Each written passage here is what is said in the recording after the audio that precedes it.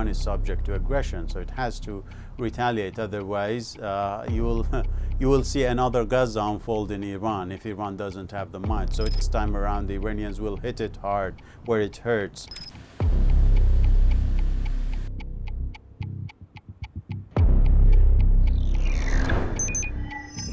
Well, everything is about escalation at this point. Of course, de-escalation would be at the table moving forward, but I think with the country falling yet again subject to aggression, the country will retaliate, and it has been retaliating, and I think the retaliation has been unprecedented. The intention for that is to basically push back against the United States and its calculations that Iran's readiness and capabilities to retaliate are limited. The Iranians are showing in their retaliation, which is geographically very much spread around the region, and in many cases in Israel and in the bases, they're showing that it is very precise. They're trying to show that this can be very costly to the United States, hoping that this will create the balance that then will lead to de-escalation.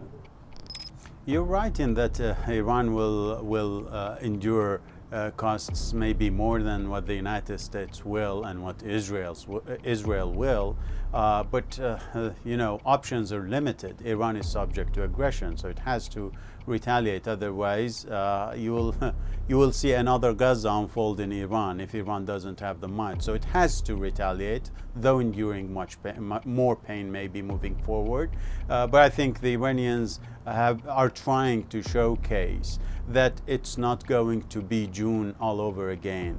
It's going to be a different scene in which the Iranian retaliation is wider, bigger, mightier, and that the United States, that was not dealt with decisively back in June when it attacked in the midnight hammer Iran's nuclear facilities. This time around, the Iranians will hit it hard where it hurts. Now, of course, sustainability is a matter, but I think because the bases and what the Iranians are using around their country are basically not far away from Iran borders, I think the Iranians have immense ammunition.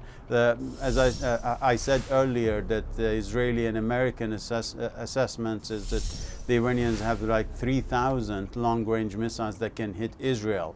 But medium-range missiles that can hit U.S. bases around the country are in the tens of thousands. So it can sustain very much for a lengthy period a conflict with the United States. We don't know to what extent the United States can sustain a campaign based on 2 aircraft carriers and bases that are being hit around the clock moving forward.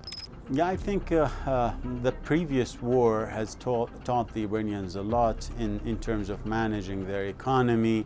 There were no shortages back in June, and I think the Iranians have a bit of a confidence in that there will not be shortages moving forward in this conflict as well. So that's why we didn't see really much panic when it comes to what the nation needs in terms of its basic needs in their daily lives. Things are normal to a large extent in the streets. Of course, the government is trying to manage and it's under pressure by war, and of course the economic needs of the nation. But I think the past war is very much of an example for what it wants to do. I think in terms of managing the economy back in June, it was successful to a large extent, and I expect it to be so in this conflict as well.